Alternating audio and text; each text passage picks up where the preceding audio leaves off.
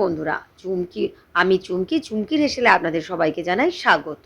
তো আজকে ডিমের একটা খুব সহজ রেসিপি নিয়ে আপনাদের কাছে চলে এসেছি। প্রথমে কড়াইয়ে সাদা তেল গরম করে একটা মাঝারি সাইজের পেঁয়াজ, ৭-৮টা রসুন, এক টুকরো আদা ভেজে নিয়েছি, ভেজে মিক্সিতে পেস্ট করে দিয়েছি। তার সাথে অ্যাড করেছি অল্প ধনেপাতা, আপনারা যদি ঝাল পছন্দ করেন তাহলে লঙ্কা অ্যাড করবেন। আর ওইদিকে কড়াইয়ে সাদা তেল গরম করে ডিমগুলো নুন, হলুদ, কাশ্মীরি মির্চ দিয়ে ভেজে নিয়েছি। আবারও তেল গরম করে তার মধ্যে কাশ্মীরি মির্চ, তেজপাতা, ছোটো এলাচ, চিনি ফোড়ন দেওয়ার পর পেঁয়াজ বাটাটা দিয়ে দিয়েছি।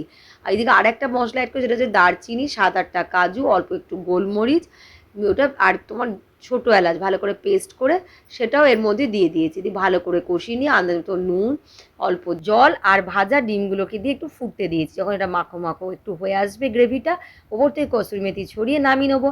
আফগানি এগ কারি একদম রেডি। রুটি, পরোটা, লুচির সাথে জাস্ট জমে যাবে। আপনারা অবশ্যই ট্রাই করে জানাবেন কেমন লাগলো। ভালো লাগলে লাইক শেয়ার করতে ভুলবেন না। Bye bye.